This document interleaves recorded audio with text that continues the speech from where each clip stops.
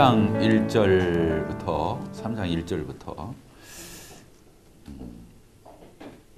7절까지 읽겠습니다. 3장 1절부터 7절.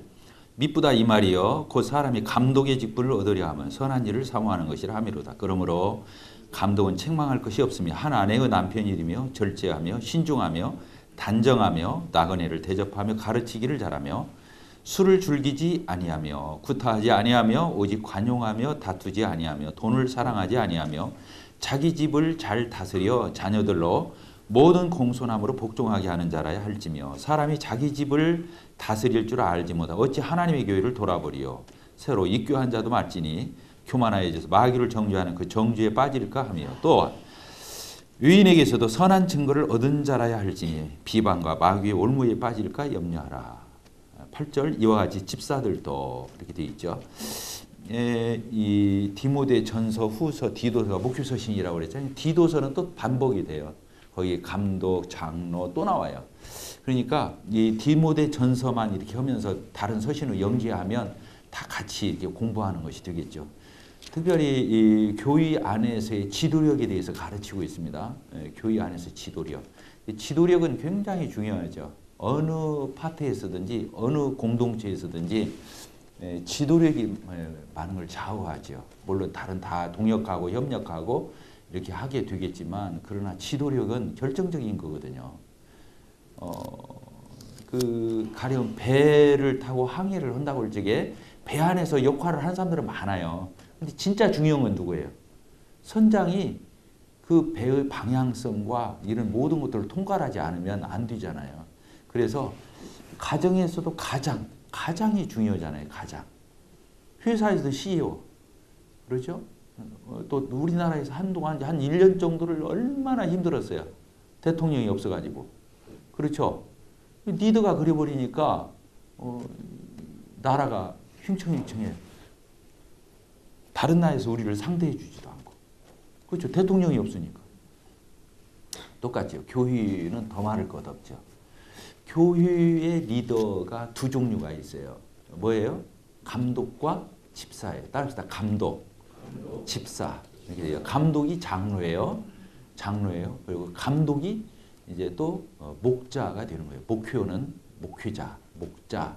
목사라고 이제 보통 부르는데 우리가 이제 밖에 있는 사람들한테 여기에서 사역하시는 형제님들, 장로들을 소개할 적에 여러분들이 뭐라고 표현해야 돼요? 우리 교회 장로 형제님이십니다. 이렇게 하면 그냥 난리 나버려요. 왜? 그 사람은 못 알아들으니까.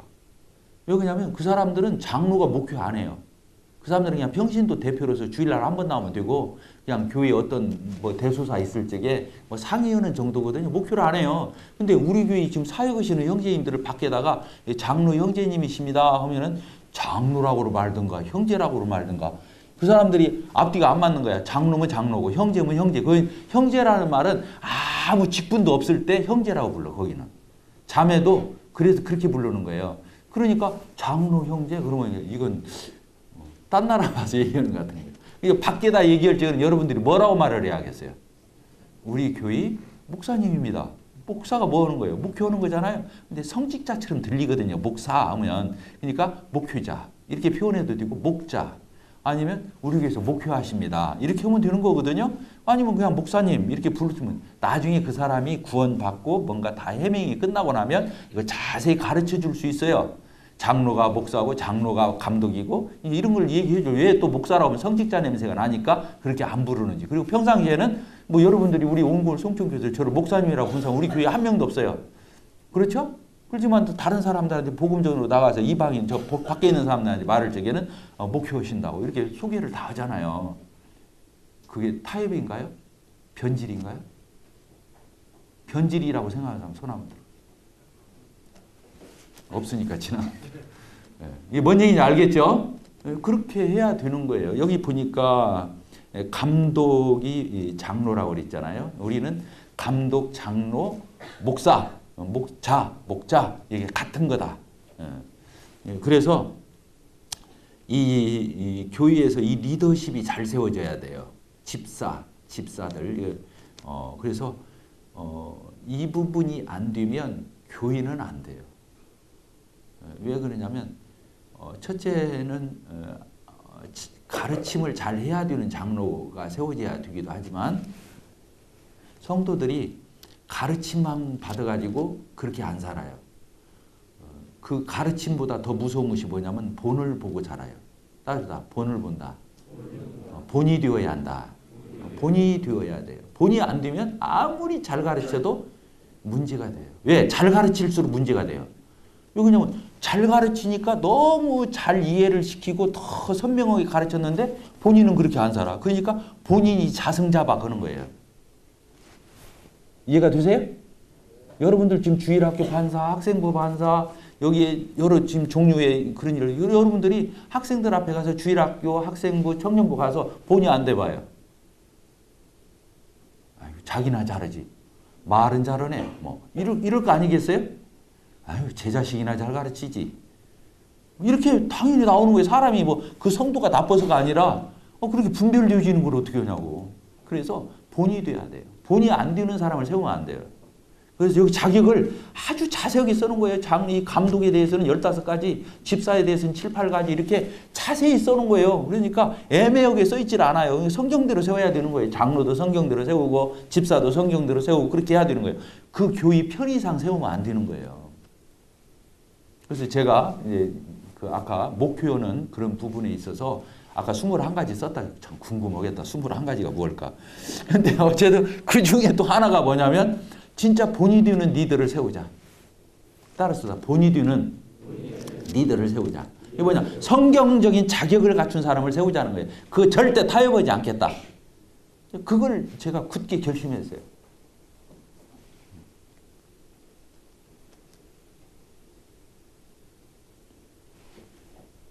자, 자격을 봅시다. 1절, 3장 1절 미쁘다 이 말이요. 그 사람이 감독의 직분을 얻으려 하면 선한 일을 사모하는 것이라 함이로다. 감독의 직분을 사모하는 게 아니고 감독의 직분을 얻으려고 하는 사람은 선한 일을 사모하는 거예요. 감독 직임을 사모하는 게 아니라. 이해가 되세요? 따라서 선한 일을 사모하자. 그게 얼마나 착한 사람이야. 하나님께 속한 거, 하나님이 좋아하시는 거, 예수님 좋아하시는 거, 성령님이 시키는 거 이걸 하는 사람이 얼마나 착해요. 그래서 하나님이 뭘 원하실까 이런 걸 생각하면서 그 일을 사모하는 사람. 그 일을 사모하지 않으면 짐이 되는 거예요. 짐이 돼요. 짐이 되면 하면 안 돼요. 성도들도 짐이 되면 하면 안 되는 거예요. 하나님이 어떤 분인데 짐스럽게 해요. 마지못해서 억지로 인상 써가면서 하기 싫은데 막 쥐어짜서 이렇게 하는 것은 하나님 이름을 못 오고는 거예요. 하나님 그런 사람 바라는 거 아니에요. 헌금 낼 적에도 그런 마음으로 해서도 안 되고 또 우리가 봉사할 적에도 그런 태도로 하면 안 되는 거예요. 알았죠? 원고를 성숙히 형제합니다. 알았죠? 진짜 하나님은 크시고 높으시고 위대하시면 우리 같은 죄인을 구원하려고 자기 아들을 내어주신 분이에요. 그분을 위해서는 모든 것이 최상해야 돼요. 모든 것이 최상해야 돼요. 차선으로 놓으면 하나님 못 오고는 거예요. 알겠죠?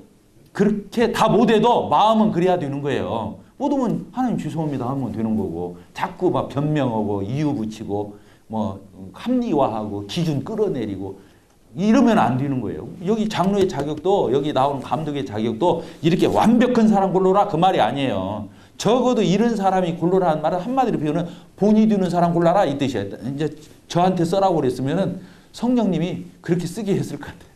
본 되는 사람 골라.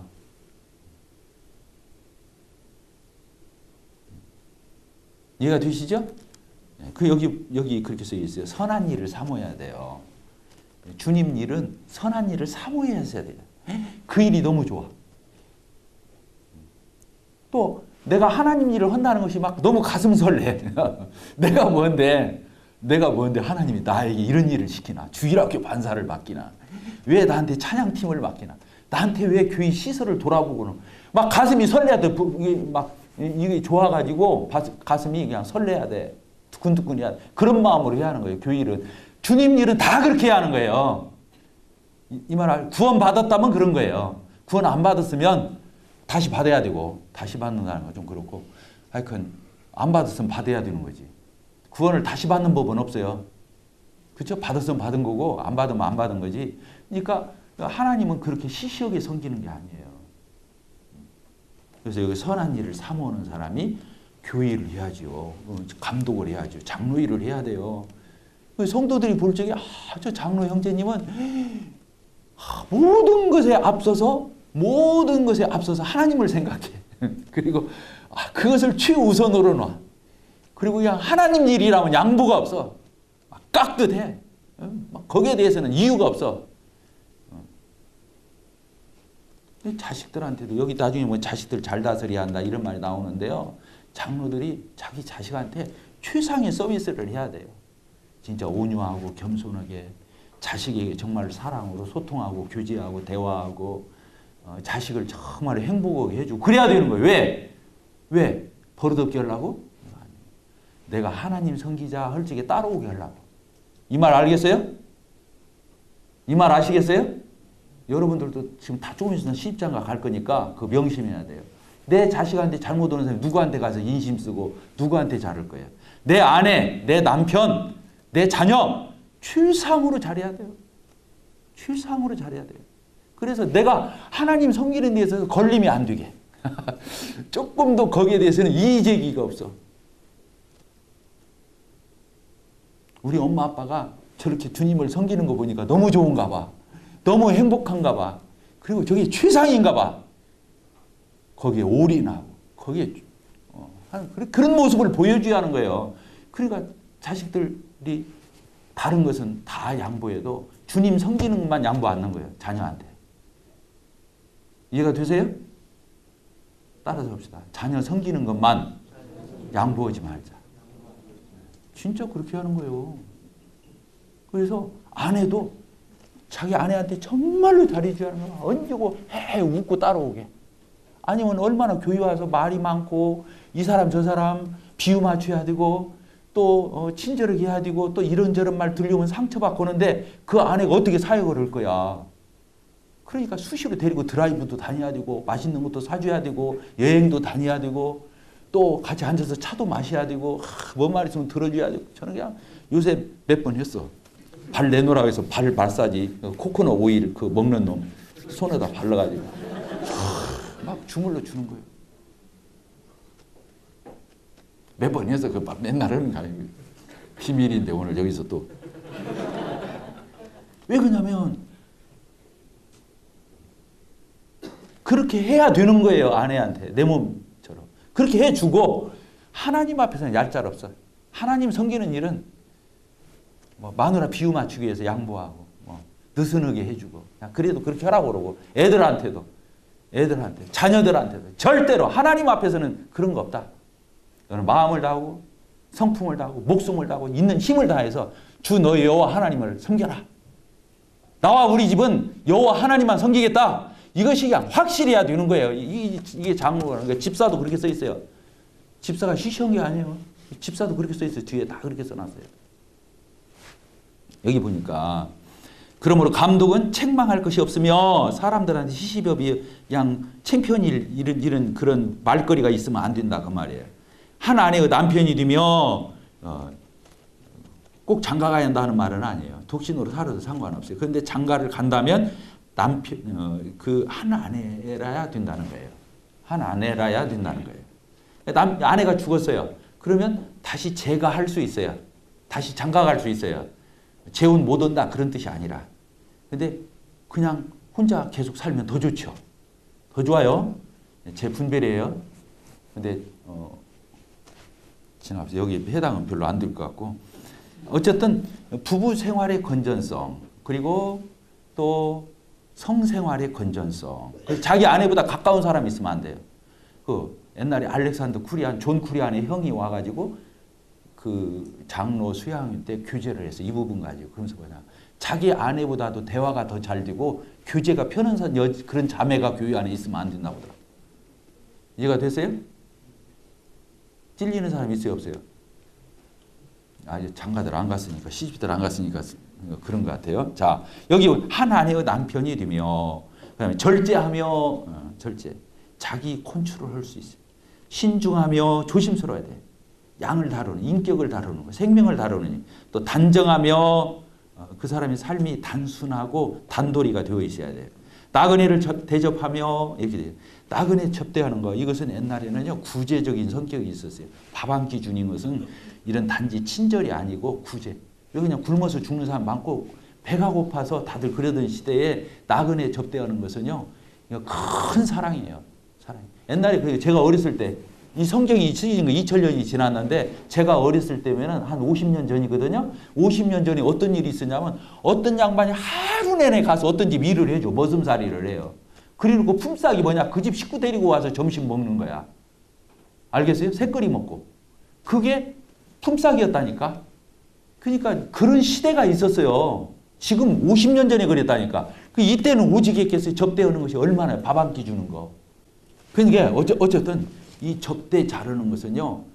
장로의 자격이 써 있어요. 이런 유치원 자격을 왜 넣어놓겠어요? 대접 잘해라. 밥 잘 사줘라. 지금 음식이 썩어져 나가도 밥 사주면 좋아해요. 밥 사주면 좋아한다. 배가 열려야 눈이 열려요. 밥을 먹고 나야 금강산이 보여. 그런 말 있었죠? 금강산도 식후경.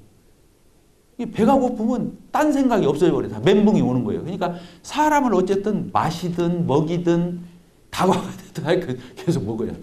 정말로 그래요. 그러면 교회는요. 지금 시대가 교회를 다 떠나는 시대고 안 오는 시대라도 교회에서 밥 잘 해주면요. 밥 잘 사주면 교회는 급성장을 하게 돼 있어요. 왜? 사람들은 밥이 고픈 게 아니라 밥 사주는 사랑이 고픈 거예요. 아시겠어요? 그 사랑, 그 관심. 그것이 고파 있는 거예요, 사람들은. 그래서 사람들이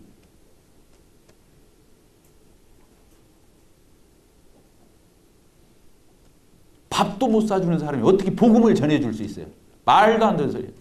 밥을 사주는 것을 아까워하는 사람이 복음을 전해준다? 그 무슨 힘으로 전하며 무슨 애정이 담겨서 복음을 전하겠냐고.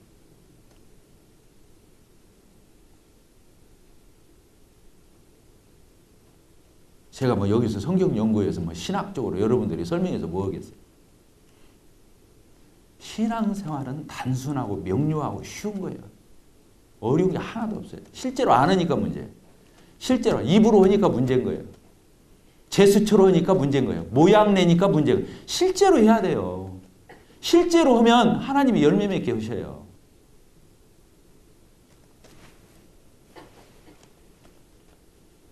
또 가르치기를 잘하며 하나님 말씀을 잘 알아서 설교를 한다든가 소그룹을 가르친다든가 아니면 상담을 한다든가 이런 걸 꼭 공적 설교를 잘해야 되는 건 아니에요. 하나님 말씀에 유능해서 적재적소에 하나님 말씀을 잘 이렇게 동원해서 그 영혼을 충고도 하고 조언도 해주고 격려도 해주고 기도도 해주고 이게 상담해 줄 수 있는 능력을 얘기하는 게 가르치기를 잘하며 술을 즐기지 아니하며 술주정뱅이 간증을 흐트러뜨리겠죠. 구타하지 아니하며 폭력적이어서는 안 되겠죠. 오직 관용하며 너그럽지 않으면 안 되겠죠. 사람 꼴을 못 보잖아요. 다투지 아니하며 맨날 만나면 싸움해. 목표를 하는 게 아니라 목표를 방해하는 거지. 그렇죠? 그래서 이 지도자의 자격 중에 아까 변론하지 말아라, 말싸움하지 말아라, 절대로 시시비비 하지 마. 이제 너하고 시시비비 하기 좋아하는 사람은 다 일을 망치는 거예요. 다 쫓아내는 거예요. 교회에서 사람을. 그러니까 목표가 다른 거 아니에요. 사람 꼴 보는 거예요. 따라합시다. 사람 꼴 보는 것이다. 못 알아듣죠? 꼴 보는 게 뭐예요? 무던히 사람을 봐주는 거예요. 그냥 못 본 것처럼. 그냥 이렇게 지켜보는 거예요. 속이 터져도 이렇게. 속이 쓰려도. 그러면 다 돌아올 때가 있고 그 사람이 변화될 때가 있고 또 기다려주고 그러다 보면 하나님이 다 사람을 이끌어 가 주셔요. 여기 그렇게 써 있잖아요. 그렇죠? 3절 관용하며 다투지 아니하며 돈을 사랑하지 아니하며 돈 사랑하면 안 돼요. 이 디모데 전후서에서 돈 사랑하는 것에 대해서 경계한 말씀이 이곳저곳에 많이 나와서 나중에 이제 다시 한번 다루기로 합시다. 돈이 없어야 하며 이렇게 안 써 있어요. 아까 밥 사주는 거 돈 있어야 돼요, 없어야 돼요? 열심히 회사 가서 일해야 돼요. 그래야 내 주머니에 돈이 있죠. 밥도 사주고 선물도 사주고 생일도 챙겨주고 그러면 돈이 있어야 되잖아요. 왜 돈 벌어요? 왜 돈 벌어요? 왜 직장 나가요? 아, 이렇게 복음 전하고 이렇게 접대해주고 이렇게 영혼들 사고 성도들 세워주려니까 돈을 버는 거예요. 우리가 회사 나가서 돈 벌어서 뭐 승진해서 뭐 할 거예요, 그거? 대통령 되면 뭐 될 거예요? 세계 재벌 되면 뭐 될 거예요? 그잖아요? 그거 되면 뭐 될 거냐고. 아무것도 아닌데. 아, 여러분 전도서 안 읽어봤어요? 뭐라고 써 있어요? 처음부터 끝까지 헛되고 헛되며 헛되고 헛되도다. 하나님의 영광을 위해서 드려지지 않으면 다 헛된 거예요. 그런데 어떤 것도 하나님의 영광을 위해서 드려지면 다 가치 있는 거예요. 간단해요. 성경을 이해하는 거 어려울 거 하나도 없어요. 직장에 가서 열심히 일해요. 돈 벌었어요. 그래서 어쩌다는 거예요? 그게 훌륭한 겁니까? 아니, 회사 가서 열심히 해서 인정받고 승진자라고 막 박수 치고 사람들이 막 훌륭하다고. 그거 어쩌다는 거예요, 도대체. 돈 많이 벌어서 저축해놨어. 어쩌다는 거예요? 그러려고 직장 가서 이럽니까? 그게 건강하고 그게 건전한 신앙입니까? 웃기는 소리 하지 마. 하나님의 영광을 위해서 가서 일해야 되는 거예요. 돈도 하나님의 영광을 위해서 벌어야 되는 거예요. 왜 학교 가서 공부해? 좋은 대학 가려고? 좋은 대학 가서 뭐 좋은 직장 가려고? 좋은 직장, 좋은 뭐 결혼 골라서 하려고? 그렇게 해서 어떻게 하자는 거예요? 네? 그렇게 해서 어떻게 하자는 거예요, 도대체? 하나님의 영광을 위해서 하는 거예요. 그렇게 해서 결혼해서 하나님 잘 섬기려니까. 그렇잖아요? 아, 제 말이 어렵습니까? 이런 것들이 정확하지 않으면 맨 타협하는 소리 하는 거예요. 그럴듯하게. 그래서 너 좋고 나 좋고 교회에서 할 말 못하고 서로 그러면 안 되는 거예요. 교회는 그런 데가 아니에요. 하나님께 영광이 되고 하나님을 위해서 살려고 마음을 먹으면 모든 것은 다 하나님이 누리라고 준 거예요. 따라합시다. 누리라고 줬다. 우리가 돈 벌어서 여행 가야 돼, 안 가야 돼요? 자, 영화 봐야 돼, 안 봐야 돼? 좋은 영화. 봐야 돼, 안 봐야 돼요? 또 좋은 차 사서 드라이브 해야 돼, 안 해야 돼요? 아, 차가 있어야 내가 구도자도 발해대주고 태워오고 성도들도 태워가 오지. 아, 다 필요한 거예요. 왜 안 필요해요? 다 필요하지. 그리고 그걸 누리라는 거예요. 하나님을 잘 섬기기 위해서 나도 힐링해야 할 거 아니야. 내가 힐링하기 위한 힐링이 아니라 하나님을 섬기다 보면 스트레스 받아, 안 받아? 받잖아. 그게 드라이브 해야 돼, 안 해야 돼? 가서 온천이라도 해서 샤워라도 하고 와야지. 그래서 가는 거예요. 마누라 딱 데리고 가는 거예요. 나도 힐링 좀 하고. 그게 잘못된 것이? 아니요. 하나님은 누리라는 거예요. 누리라는 거예요. 그러나 목적이 뭐냐? 그 힐링도 하나님의 영광을 위해서 하라는 거예요. 잘못된 거 하나도 없는 거예요. 아시겠어요? 그래서 우리에게 주어진 모든 것은 하나님이 축복으로 주신 거예요. 그 잘 먹고 잘 살아. 또 그리고 끝나라고 하는 게 아니라 그게 다 누구고 연결되라고. 먹으나 마시나 사나 죽으나 뭐예요? 하나님의 영광을 위해서 쓰임을 받는 거예요. 그것만 남아. 우리가 일생을 살잖아요. 40배 살고 50까지 살고 60까지 70, 80 아니면 100살까지 살았다고 쳐봐요. 그래서 어떻게 하자는 거예요? 하나님 앞에서 눈 깜빡을 새는 거예요. 아무것도 아니에요. 이번에 한 달 전에 우리 모치님 돌아가셨잖아요. 86세에 돌아가셨어요. 아무것도 없어요. 그냥 그러고 가시는 거예요. 인생이란 게 다른 거 없어요. 하나님 예배드리고 교회를 사랑하고 우리 어머니가 그랬거든요. 자기 전 재산을 예배당 지을 때 드렸어요. 또 이 비밀인데 발음 기호도 정확하도 않은 한글로 써가지고 하나님 이 딸이 전 재산을 하나님께 드립니다. 예배당 지켜 해주세요. 내가 교회에서도 얘기, 우리 교회에서. 아, 그때 나 굉장히 서운했어. 나 한전 그 은퇴하고, 명예퇴직하고, 나 교회 뭐 퇴직금 한 2억 탔는데 그 놈 다 교회 사회건이라고 싹 쓰고, 통장 저 100만 원 이상 없어요. 지금도 없어요. 근데, 그 아들을 줘야지. 그 큰 아들을 줘야지. 아, 그 놈을 갖다가 몽땅 하나님, 그것도 달리하는 게 아니라 그때는 5만 원짜리가 없었어. 10,000원짜리 그걸 막 3,000만 원을 해가지고 꼭꼭 묶어가지고 노끈으로 이걸 연보하면 들어가야지. 그 집사를 불러가지고 설화 꺼내서 거기다 넣었다니까. 하나님 섬긴 것만 남아요. 아시겠죠? 그게 맥도날드 형제님이 쓴 책이에요. 단 한 번뿐인 인생. 그리고 영혼을 계산하는 삶. 그 한 번뿐인 거 연습 삼아 살 수도 없어요. 다시 살아볼 수도 없어요. 한 번 살다가 하는 건데 하나님의 영광을 위해서 사는 거예요. 그게 영혼을 계산하는 삶.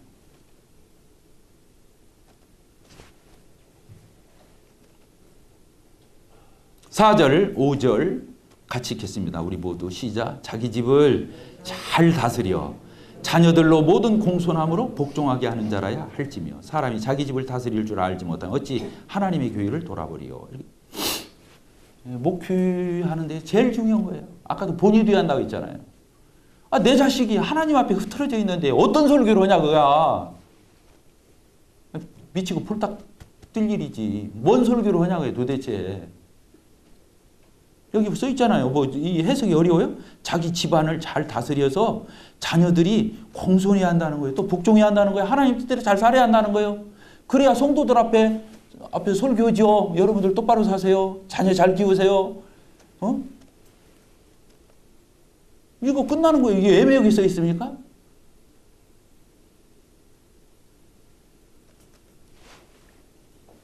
가정이 가정다우려면 가정에서 교회 냄새가 나야 돼요.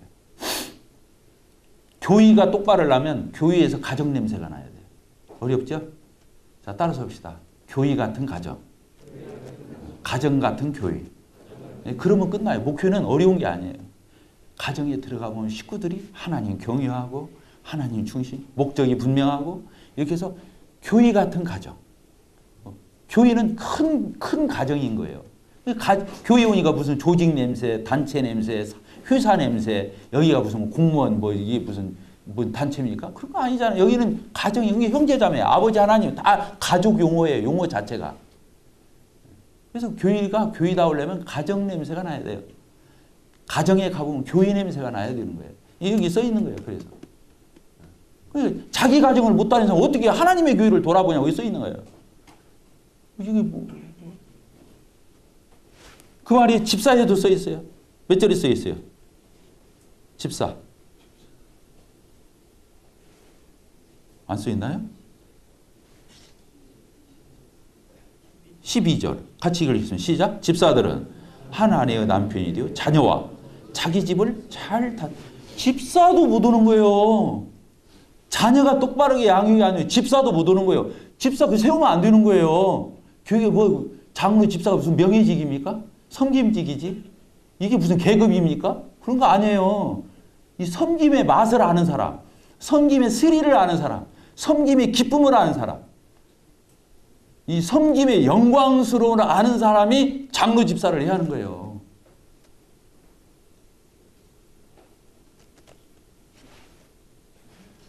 그리고 초신자는 안 된다. 새로 입교한 자도 말이에요. 교만해질 수 있으니까 안 된다고 하는 거예요. 집사에 대해서 또 이렇게 쭉 써 있으면 거의 같아요. 근데 이제 장로들은 이 감독은 영적 어떤 자질을 얘기하고 집사들은 어떤 살림살이 세상의 물정 그냥 집사들은 재정출납 구제 교회 살림살이를 해야 되기 때문에 그런 쪽의 자질이 필요한 거예요. 이런 차이점이 있어요. 그래서 교회 안에 리더가 정말로 제대로 세워져야 한다는 거예요. 그게 교회의 축복이에요. 안 그러면 성도들 판단하다가 끝나요. 속상해요.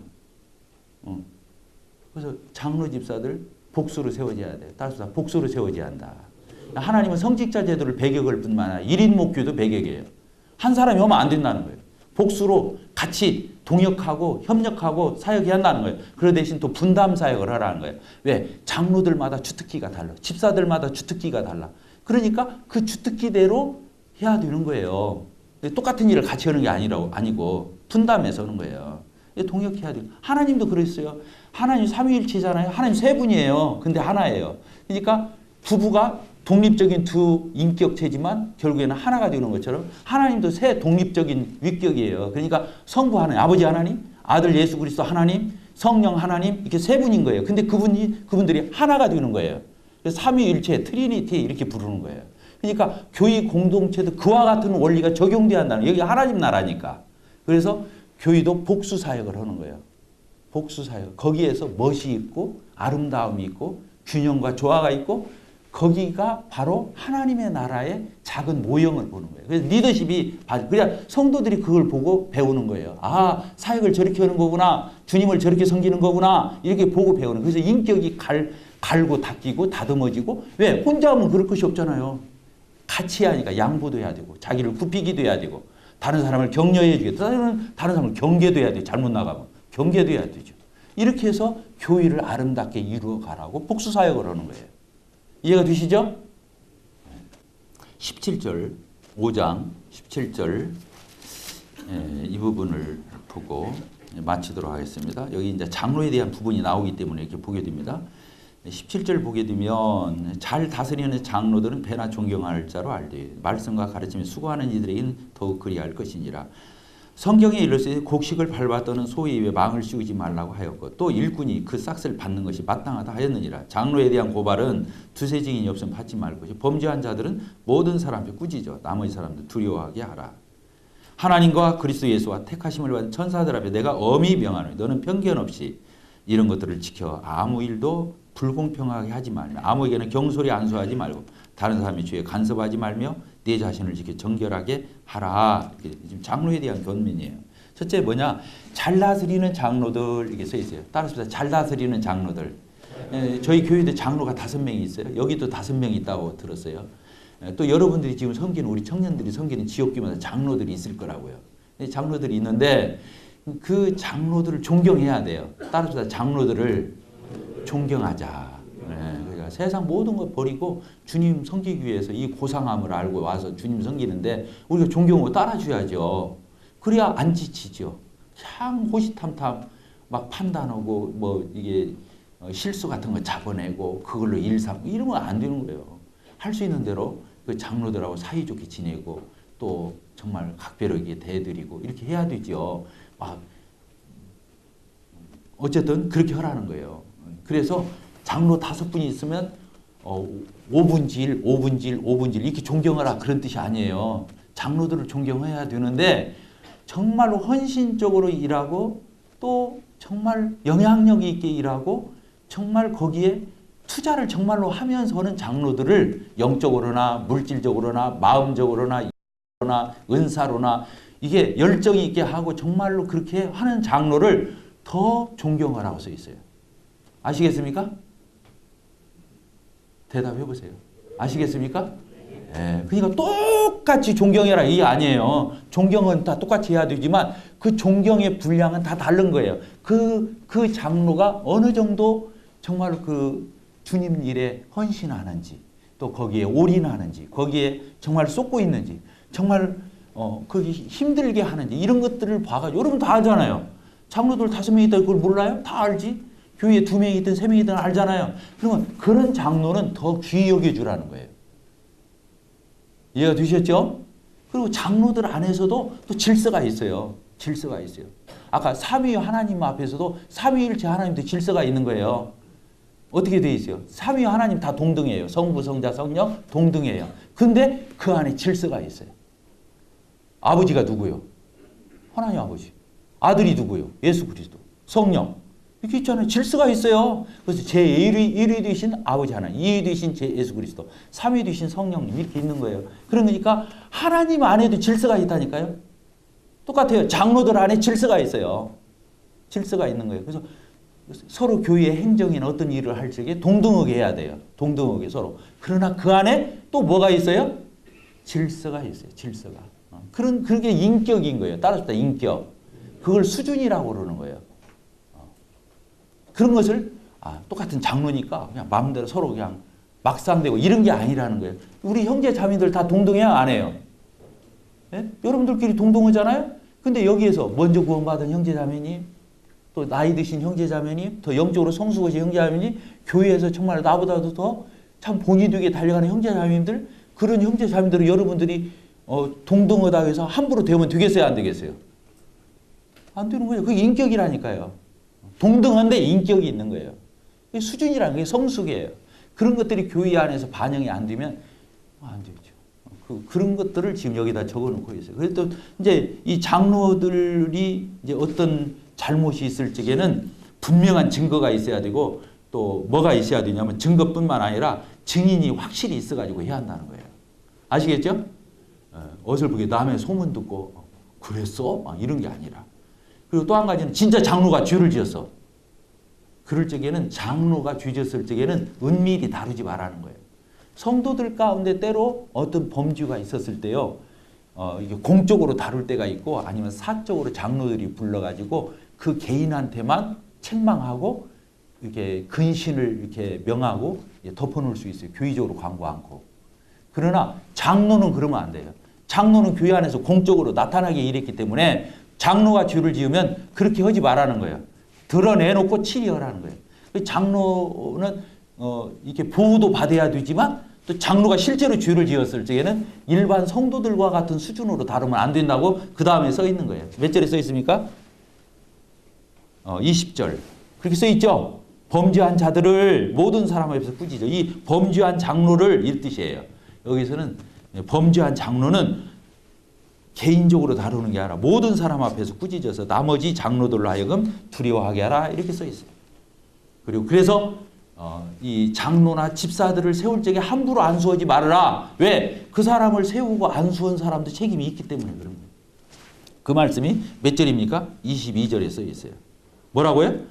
아무에게나 경솔히 안수하지 마. 다른 사람의 죄에 간섭하지 말며. 결국에 간섭하는 거거든요.